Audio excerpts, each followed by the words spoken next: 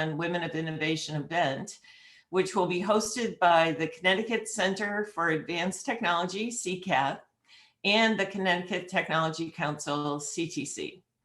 Since its inception, the Women of Innovation program has garnered support from both large and small organizations, institutions, and businesses throughout the state, drawing large crowds to our annual awards event. Although 2020's event was moved to a virtual format to meet COVID restrictions, it was still a huge success, and we'll be holding the event virtually again this fall, but hope that we'll be back together again in person in 2022. So this year's program is already underway with the call for nominees through April 9th. These women are nominated by professional peers in 10 separate categories and selected from an average of about 150 entrants by a panel of judges. Each nominee will be awarded and honored, and finally, one per category will be selected as the winner in innovation and leadership. The categories are youth, collegiate, secondary academic, post-secondary academic, community, entrepreneurial, research, small, medium, large business, and Inspiring STEM Equitability Award.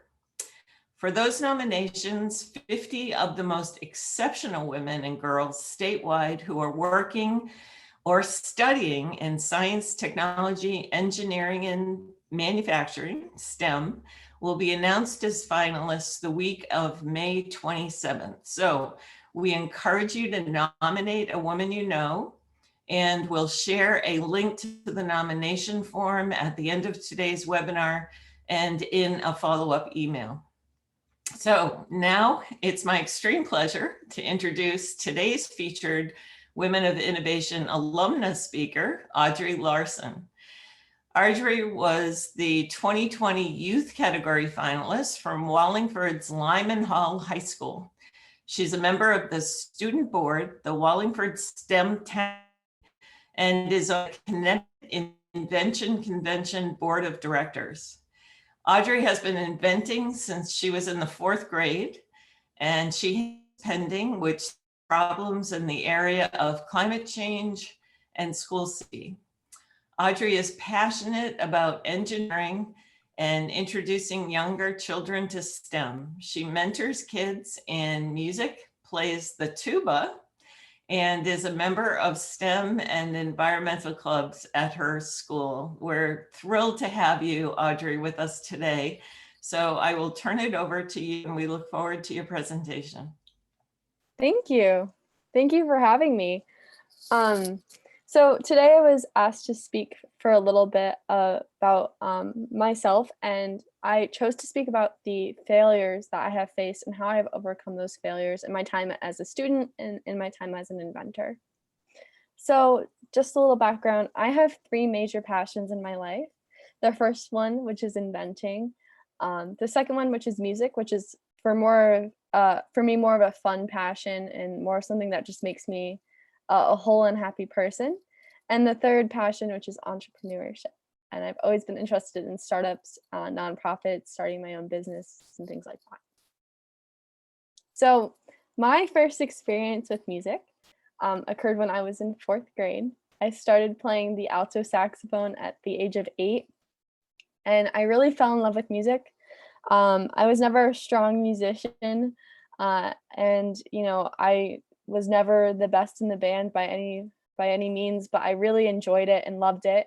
And when I got into middle school, I continued through the band program, and I ended up picking up tuba, which at the time was bigger than me.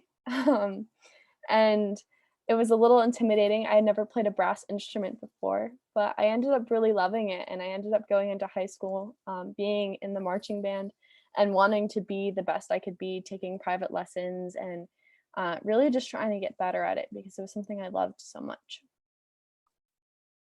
At the same age was when I first got involved in inventing. So in 4th grade, I joined this program at my school called the Connecticut Invention Convention. I actually joined originally because I wanted to be with my friends. They were all in the program and I had really wanted to do it and be with them. And I actually really didn't know what I was getting myself into. I didn't know much about engineering at the time. I did it the first year and I really, really loved it. And I knew kind of at this point that I hadn't liked anything thus far in my life as much as I liked, this program. And I kept going with it. And I actually ended up outlasting most of my friends in the program. And that was my first experience in that. And then my first experience as far as entrepreneurship was joining the board of directors of a nonprofit, which is actually what got me interested in Invention Convention, which is Inventing, which is Connecticut Invention Convention. I joined their board of directors at the age of 13. This was very new for me. I had never sat in a boardroom. I never knew what a budget looked like. It was a very new experience for me. But I'd always been interested in how business worked. And I always thought that the idea of being my own boss would be cool. And this really turned out to be a cool experience for me to learn about the inner workings of a business and an organization like that and how it works. So the first failure today that I want to talk about is what I would consider, my first large failure in band. And it kind of all goes back to when I started high school. I really wanted to be a good musician. And I worked really hard. I took lessons. I volunteered for things. I always was raising my hand to be a part of the band groups and things like that. And I eventually got one of the higher leadership positions in the marching band, conducting the marching band. And I was in a group of a couple other kids who were conductors with me. I was really excited and I got the position and I got up there and I really had trouble. I was struggling with what I was supposed to be doing. I didn't necessarily know what to do. And I was struggling to get down the stuff I needed to get down, even though I had practiced a lot. And it was really heartbreaking for me that it didn't click. So to combat this, I set myself a goal that by the end of my senior year, I would lead the band by myself for one time, at least. And I went through my junior year. It didn't happen. I was getting better, but I wasn't, good enough to do it on my own. And then my senior year rolled around, which is this year, and COVID hit. I was really, really upset that I wasn't going to get the opportunity to even try to achieve this goal. But we ended up having one performance this year, and I got to lead one of the songs in that performance, which for me just showed that all of the work and hours I put in and frustration I had about, not having this not come easy to me was really worth it. It was worth all of that practice and things like that, because I did get to have that moment. And even though no one in the audience was aware that it was my first time, ever performing like that in front of an audience and leading the band like that, it was really just kind of a personal milestone for me and a very personal moment to stand up there and really kind of be the only one knowing how much it really meant to myself. And it was a really fun personal moment for me.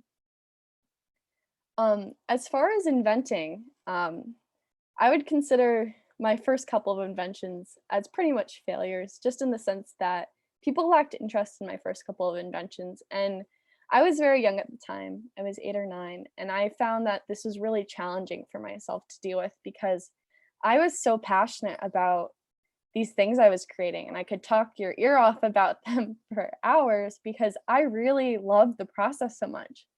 But I wasn't getting the attention or the interest in what I was doing that I wanted. And that made it really hard to stay passionate about what I was doing.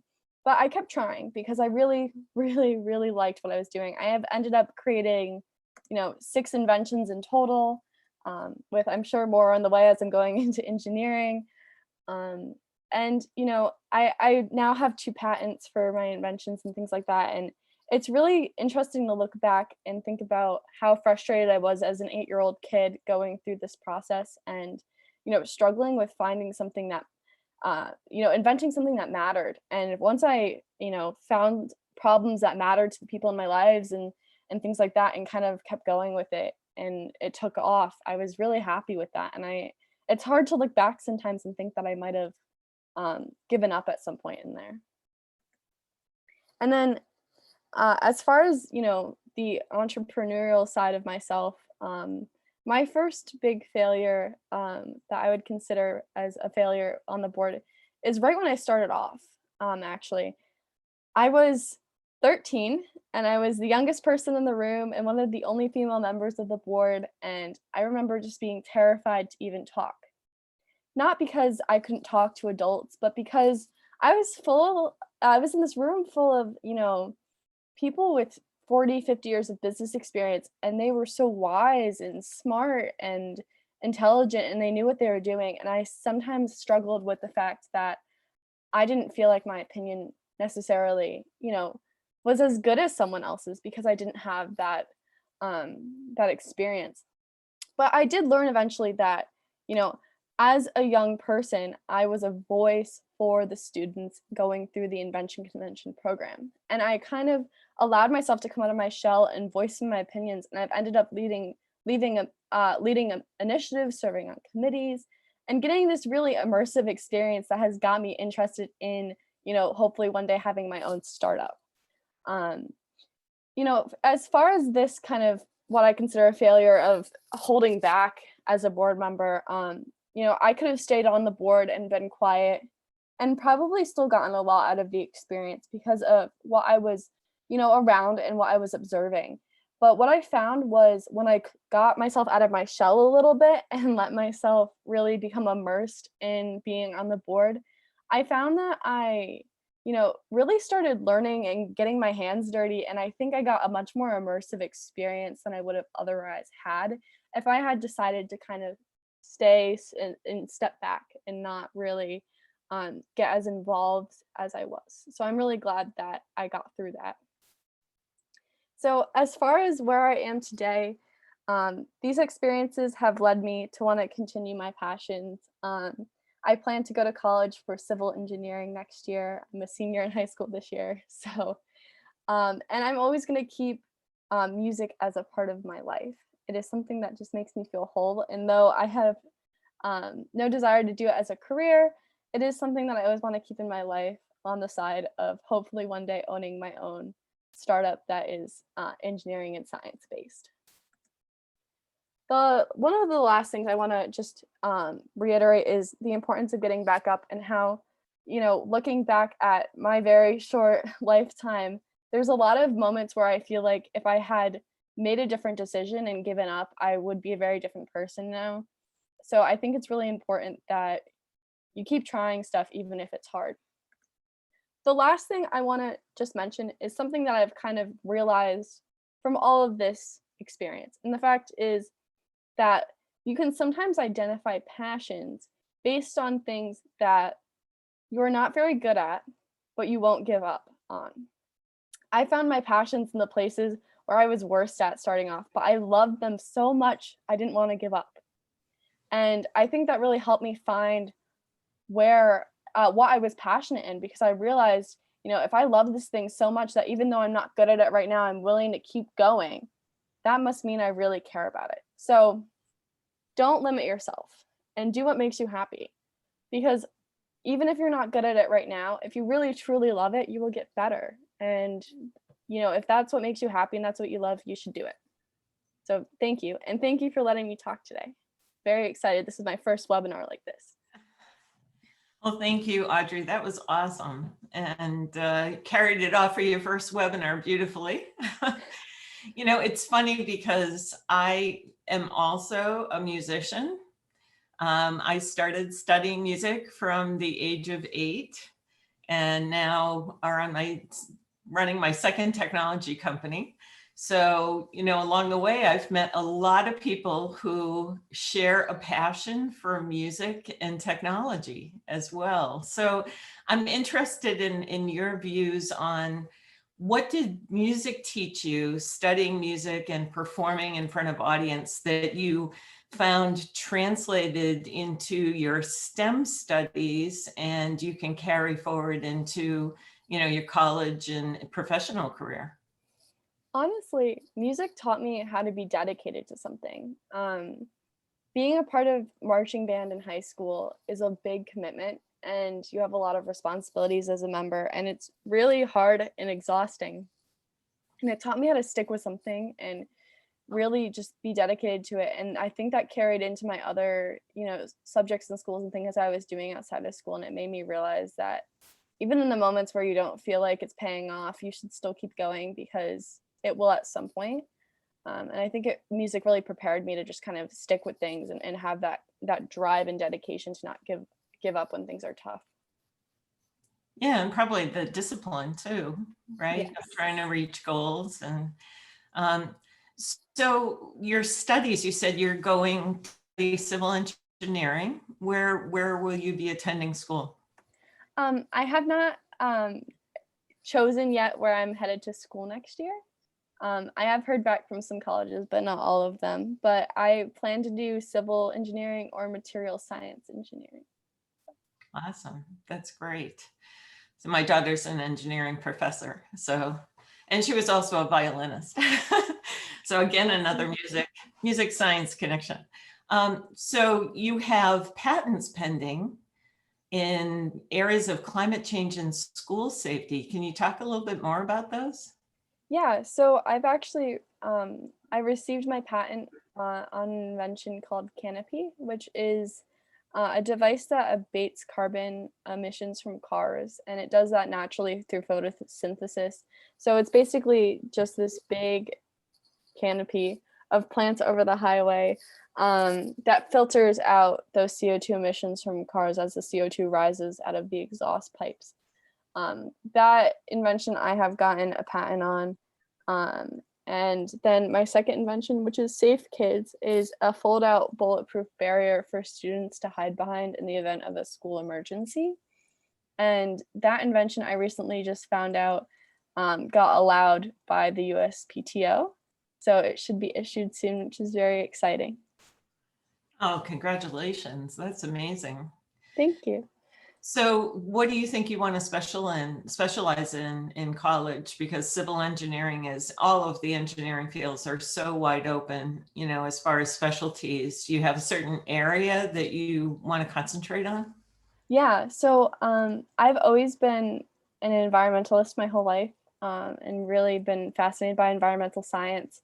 I plan to kind of combine civil engineering with material science engineering, and I want to build environmentally friendly building materials. One of the things that I recently learned about in high school was how much of carbon emissions are due to concrete and the process of building with concrete.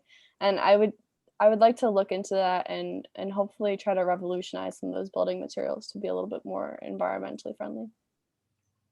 Perfect. That's great. So somebody from the group said, so exciting that you're giving back,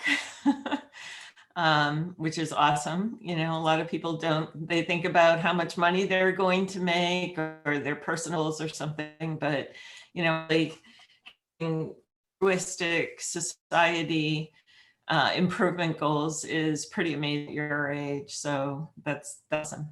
Can you a little bit about how the Women of Innovation Award, what it meant to you personally, and how it's impacted your professional plans? Yeah, so I've actually have been to the Women of Innovation dinner a couple times. First as a student inventor. They invite Connecticut Invention Convention students to go present at like the opening kind of like cocktail hour when people are just walking around and mingling. And I remember at a younger age looking and meeting these women and shaking their hands, and they had these incredible stories, and they're like, I own this company and I do this, and I was like, oh my gosh, I want to be you. And when I finally was there other than as a student inventor and actually got nominated, it was a cool moment for me, even though it was virtual, to know that I was around these amazing women who I had looked up to for so long. It was a really exciting moment for me personally, as I had kind of, dreamed of that a little bit for a long time. That's cool. Very cool. And another question, how did your fellow board members react when you became an active board member at the age of 13? They were always extremely supportive, and there was other students that have gone through and been student board members and been active too. They've been 100% supportive. I've started some initiatives that completely kind of like on a whim, very experimental. For example, this year I helped start a virtual inventors club to help support students who are affected by COVID-19 so that they could go through the program virtually, and still have that community of other inventors around. And we had never done anything like that before. And they were extremely supportive of, the program and letting me try to get it off the ground. And it ended up working out really well. So they have always 100% been on my side and been awesome in giving me advice and feedback and being there for me, because sometimes I don't know what I'm doing. So it's nice to have that to fall back on.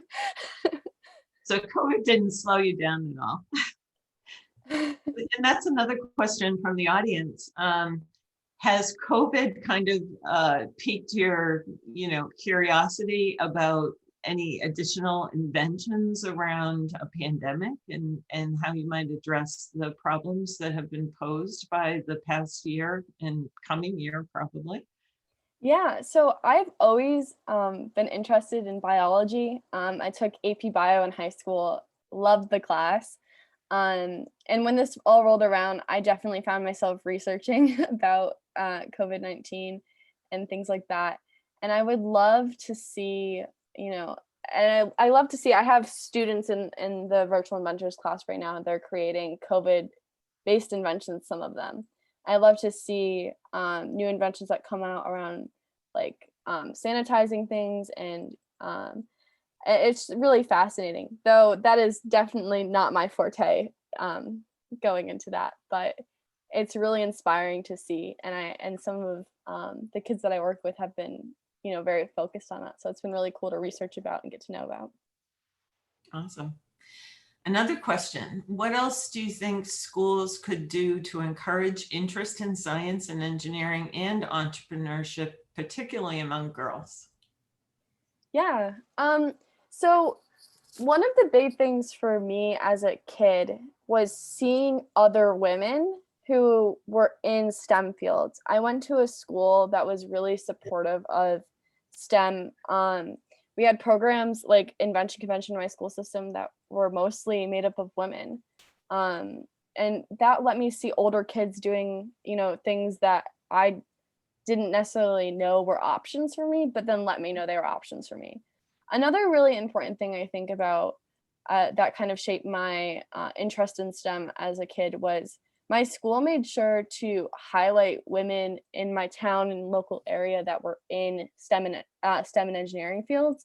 Mhm. And I think that let me see that it was, even more of a realistic thing for myself, which even drove that a little further. Yeah, So I really just highlighting women in the fields helps so much. exactly. Having role models. And I think you find that in every industry.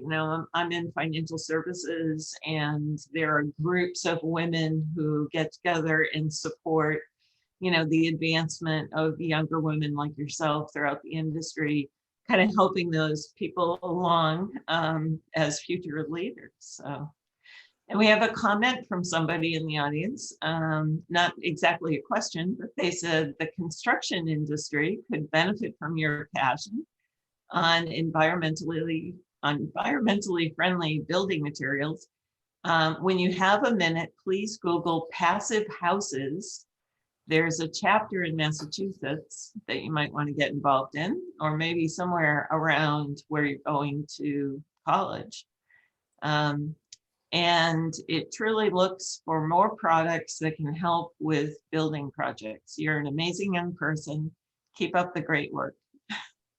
Oh, thank you. And I Yeah. will Google that later. I just wrote it down. Good. All right. Well, I don't think there are any more questions. So, Maureen, if you want to bring up the slides at the end, just to give people some more information. But thank you so much, Audrey. This has been a real pleasure listening about your journey from elementary school and into college and beyond. And congratulations again on your award. It's awesome. Thank And you. Thank you for having me. You're very welcome. We wish you the best of luck in the future. Thank you. Oh, and the next slide is addressing our next webinar, which will feature Sarah Wojcicki. She is the 2020 winner of the Large Business Innovation and Leadership Award. And that will be held on April 20th at 12 noon. So please watch your inbox for announcements around our next webinar in the series. Thank you, everybody, for joining us today.